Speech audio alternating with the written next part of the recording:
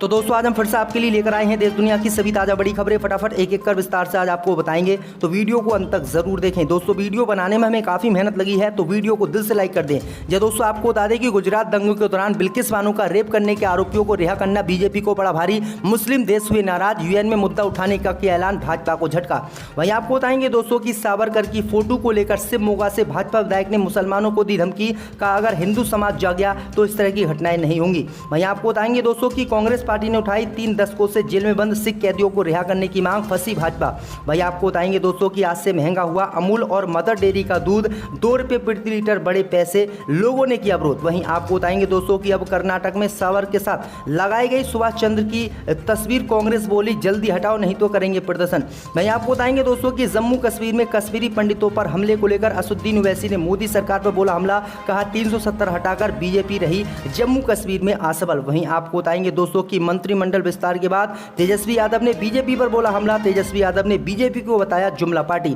तो दोस्तों सभी खबरों को आपको एक एक कर बताने वाले हैं। वीडियो को लाइक कर चैनल को सब्सक्राइब कर दें और हमें कमेंट करके बताएं कि आपके जिले किस राज्य से हमारी खबरों को देख रहे हैं। इसी बीच पर तो दोस्तों अगली खबर की ओर, तो गुजरात दंगों के दौरान बिल्किस बानो का रेप करने वाले आरोपियों को छोड़ना बीजेपी सरकार को पड़ा भारी, मुस्लिम देश हुए नाराज, यूएन में उठाएंगे मुद्दा, फंस सकती है बीजेपी। जी दोस्तों आपको बता दें ये बड़ी खबर सामने निकल कर आई दोस्तों की गुजरात के गोधरा में 2002 में हुए दंगों के दौरान बिल्किस बानो का रेप करने के सभी 11 कैदियों को गुजरात की बीजेपी सरकार ने स्वतंत्रता दिवस पर रिहा कर दिया। भैया आपको बता दें कि अब इसी मामले को लेकर दुनिया भर के मुस्लिम देश बीजेपी सरकार से नाराज हो गए हैं और बीजेपी के इस कदम की उन्होंने निंदा की है, जिसके बाद भाजपा और मोदी की मुश्किलें बढ़ गई हैं। दरअसल आपको बता दें कि इस मामले को लेकर पाकिस्तान और दुनिया भर के कई मुस्लिम देश यूएन जा सकते हैं और यूएन में गोधरा कांड में बिल्किस बानो का रेप करने वाले आरोपियों का मुद्दा उठा सकते हैं, जिससे मोदी सरकार बुरी तरह से डरी हुई है। भैया आपको बता दें कि यूएन में मुस्लिम देश जाकर केंद्र की मोदी सरकार और गुजरात की बीजेपी सरकार की इस नीति का विरोध करेंगे और जिन 11 आरोपियों को बिल्किस बानो के रेप करने के मामले में छोड़ा है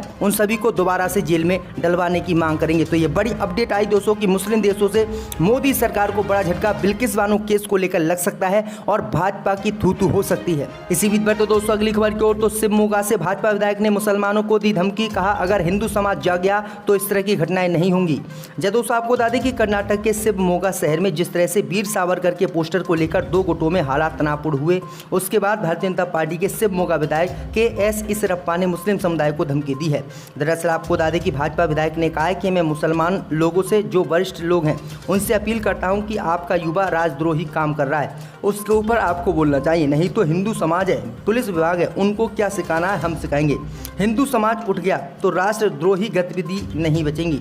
नरेंद्र मोदी ने कहा है कि सभी लोग शांति से रहें, हिंदू मुसलमान सब शांति से रहें, हम वह पालन कर रहे हैं। अगर हम भी गुंडागर्दी पर उतर आए तो मुसलमान इस तरह की कार्रवाई नहीं कर पाएंगे। दरअसल आपको बता दें कि स्वतंत्रता दिवस के दौरान टीपू सुल्तान और सावरकर के पोस्टर को लेकर विश्व हिंदू परिषद और टीपू सुल्तान सेना के बीच जो है हालात तनावपूर्ण हुए थे और धारा यहाँ पर 144 लागू कर दी गई थी। लेकिन अब भाजपा विधायक ने खुले तौर पर मुसलमानों को धमकी दिया कि अगर आपको इस तरह आपत्ति है तो आप विरोध नहीं कर सकते, नहीं तो अगर हमने विरोध किया तो आपको बचना मुश्किल होगा। तो ये बड़ी अपडेट आई दोस्तों की गुजरात दंगों की तरह ही किस तरह से बीजेपी विधायक खुलेआम धमकी मुसलमानों को दे रहे हैं। इसी बीच पर तो दोस्तों अगली खबर की ओर, तो जम्मू कश्मीर में पंडितों की सुरक्षा को लेकर असदुद्दीन ओवैसी ने मोदी सरकार पर बोला हमला, कहा असफल रही अनुच्छेद 370।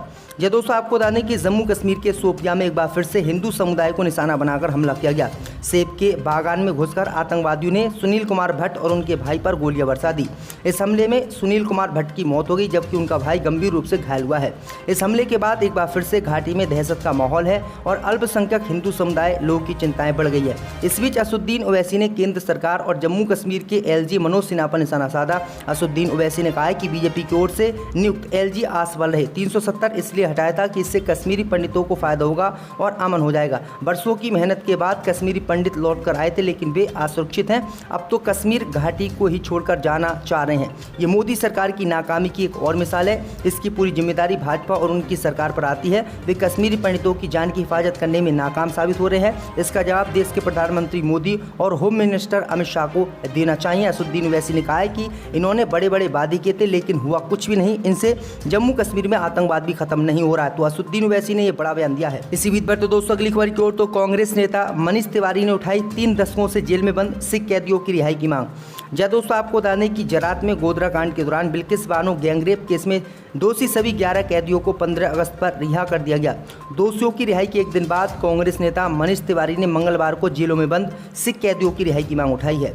उन्होंने एक ट्वीट किया और कहा कि कुछ दोषियों को 15 साल बाद रिहा कर दिया जाता है, जबकि अन्य 30 साल या उससे अधिक समय तक जेल में रहते हैं। सिख कैदी 3 दशकों से जेल में बंद हैं, उनको भी रिहा किया जाना चाहिए। दरअसल आपको बता दें कि कांग्रेस पार्टी ने साफ कहा है कि जब 15 साल जेल काटकर मुस्लिम महिला का रेप करने वाले आरोपियों को बेइज्जत बरी कर दिया जाता है, तो जो 30 साल से सिख जेल में बंद हैं उनको भी रिहा किया जाना चाहिए। तो ये बड़ी अपडेट आ रही दोस्तों। इसी बीच पर तो दोस्तों अगली खबर की ओर तो हिंदू महासभा ने निकाली तिरंगा यात्रा, लोगों के हाथों में नजर आई नाथूराम गौडसे की तस्वीर। जब दोस्तों आपको बता दें कि अखिल भारतीय हिंदू महासभा ने सोमवार को मुजफ्फरनगर में तिरंगा यात्रा निकाली।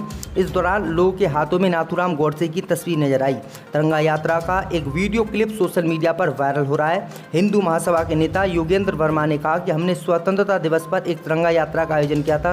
सभी प्रमुख हिंदू नेताओं ने इसमें भाग लिया। हमने कई क्रांतिकारियों की तस्वीर शामिल की थी और गौडसे उनमें से एक थे। उन्होंने आगे कहा कि गौडसे को महात्मा गांधी की हत्या करने के लिए केवल उन्हीं नीतियों के कारण मजबूर होना पड़ा जिनका उन्होंने अनुसरण किया था। उन्होंने कहा कि गौडसे ने अपना मामला खुद लड़ा और सरकार को वह सब सार्वजनिक करना चाहिए जो उसे अदालत में कहा गया था। तो ये बड़ी अपडेट आई दोस्तों कि महात्मा गांधी जो राष्ट्रपिता हैं जिन्होंने देश आज़ाद करवाया था, उसके हत्यारों की तिरंगा यात्रा में फ़ोटो निकाली जा रही है।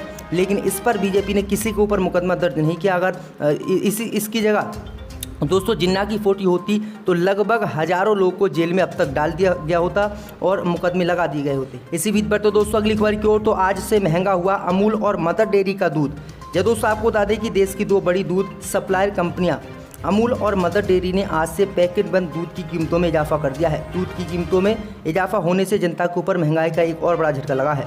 दरअसल आपको बता दें कि केंद्र की मोदी सरकार ने बीते ही दिनों जो है खाद्य चीज़ों पर जीएसटी लगाई थी, जिसका लोगों ने विरोध भी किया था। आपको बता दें कि अगस्त से दूध के दामों में 2 रुपये प्रति लीटर की बढ़ोतरी की गई है। ये बढ़ोतरी हुई कीमतों में गुजरात में, अहमदाबाद, सौराष्ट्र सहित देश के कई राज्यों में लागू हुई है। तो ये बड़ी अपडेट आई दोस्तों कि मोदी सरकार लगातार खाद्य सामग्रियों पर भी जीएसटी लगा रही है। इसी बीच पर तो दोस्तों अगली खबर की ओर तो अब कर्नाटक में सावरकर के साथ लगाई गई सुभाष चंद्र बोस की तस्वीर कांग्रेस बोली जल्दी हटाओ। जब दोस्तों आपको बता दें कि कर्नाटक के उडुपी स्थित ब्रह्मगिरी सर्कल पर लगे एक पोस्टर को लेकर बवाल जारी है। दरअसल आपको बता दें कि इस पोस्टर में वीर सावरकर और नेताजी सुभाष चंद्र बोस की तस्वीर साथ में लगा दी गई है, जिसके बाद से इलाके में तनाव उत्पन्न हो गया है। पोस्टर में लिखा है कि जय हिंदू राष्ट्र। माहौल को गरमाते देख वहां भारी संख्या में पुलिस बल की तैनाती कर दी गई है। वहीं इस मुद्दे पर अब राजनीति भी तेज हो गई है। कांग्रेस पार्टी ने इसे भाजपा की करतूत बताया। कांग्रेस ने पुलिस और जिला प्रशासन से स्वतंत्रता दिवस समारोह की पृष्ठभूमि पर लगे सावरकर के पोस्टर को जल्द से जल्द हटाने की मांग की है। एक स्थानीय कांग्रेस नेता ने आरोप लगाते हुए कहा है कि हम चिंतित हैं क्योंकि भाजपा कार्यकर्ताओं ने खुद इस विवादित पोस्टर को लगाया, लेकिन बाद में इसे खुद ही फाड़ दिया। तो ये बड़ी अपडेट आ रही दोस्तों कि किस तरह से देश में हिंदू राष्ट्र की मांग लगातार हिंदूवादी संगठन कर रहे हैं। इसी बीच पर तो दोस्तों अगली खबर की ओर तो मंत्रिमंडल विस्तार के बाद तेजस्वी यादव ने बीजेपी को बताया जुमला पार्टी। जहां दोस्तों आपको बता दें कि बिहार के उप मुख्यमंत्री तेजस्वी यादव ने मंगलवार को स्वास्थ्य विभाग का कार्यभार संभाला। तब बीते कुछ दिनों से उनके ऊपर 10 लाख सरकारी नौकरी देने के वादे को लेकर जो प्रश्न पूछे जा रहे हैं, उसको लेकर भाजपा पर उन्होंने पलटवार किया। तेजस्वी ने भाजपा को जुमला पार्टी करार दिया तथा कहा कि वे अपने उस चुनावी वादों को पूरा करेंगे जो उन्होंने 2020 में किया था। स्वास्थ्य विभाग का कार्यभार संभालने के पश्चात पत्रकारों से चर्चा करते हुए कहा उप मुख्यमंत्री ने कि हम नीतीश कुमार के नेतृत्व में सभी वादे पूरे करेंगे। सीएम पहले ही अपने स्वतंत्रता दिवस के भाषण में चलते नौकरी एवं रोजगार के बारे में कह चुके हैं तथा ये होना तय है। मीडिया ने कभी भी भाजपा से सवाल नहीं किया उसने 19 लाख नौकरी देने के वादे को पूरा क्यों नहीं किया। तो ये बड़ी अपडेट आई दोस्तों कि तेजस्वी यादव ने भाजपा को जुमला पार्टी बताया। इसी बीच पर तो दोस्तों अगली खबर की ओर तो महंगाई पर घिरी बीजेपी, सपा बसपा के बाद अब कांग्रेस ने खोला मोर्चा। जब दोस्तों आपको बता दें कि बीते दिनों लगातार बढ़ती महंगाई ने अब बीजेपी सरकार के लिए मुश्किल बढ़ा दी है। इस मोर्चे पर बीजेपी घिरती हुई दिख रही है। एक और समाजवादी पार्टी प्रमुख अखिलेश यादव ने इस मुद्दे पर बीजेपी को घोड़ने का ऐलान किया, तो वहीं अब बसपा प्रमुख मायावती ने भी एक ट्वीट कर सरकार को निशाने पर लिया है। इसी बीच अब कांग्रेस ने भी सरकार के खिलाफ प्रदर्शन की तैयारी कर ली है, जिसकी एक झलक उत्तराखंड में मंगलवार को देखी गई। दरअसल आपको बता दें कि लगातार बढ़ती महंगाई अब बीजेपी सरकार की मुश्किलें बढ़ा रही है। इस मुद्दे को लेकर विपक्ष लगातार सरकार को घेरने में लगा हुआ है। इस महंगाई और दुग्ध प्रोडक्शन पर बढ़ाई गई जीएसटी को लेकर सपा प्रमुख अखिलेश यादव सरकार पर लगातार जुबानी हमले कर रहे हैं। कई मौके पर उन्होंने ट्वीट करके भी सरकार को निशाने पर लिया। वहीं आपको बता दें कि कांग्रेस, समाजवादी पार्टी और बहुजन समाज पार्टी ने अब बीजेपी के खिलाफ महंगाई को लेकर मोर्चा खोल दिया है, क्योंकि पहले सिर्फ कांग्रेस पार्टी इस मोर्चे को खोले हुई थी। कांग्रेस पार्टी ही देश में महंगाई के खिलाफ प्रदर्शन कर रही थी, लेकिन अब विपक्षी पार्टियां भी साथ आ गई हैं और सभी विपक्षी पार्टियां एक होकर अब महंगाई पर बीजेपी को घेरेंगी और भाजपा की टेंशन बढ़ाएंगी। महाराष्ट्र नरेगा मनरेगा रहेगा।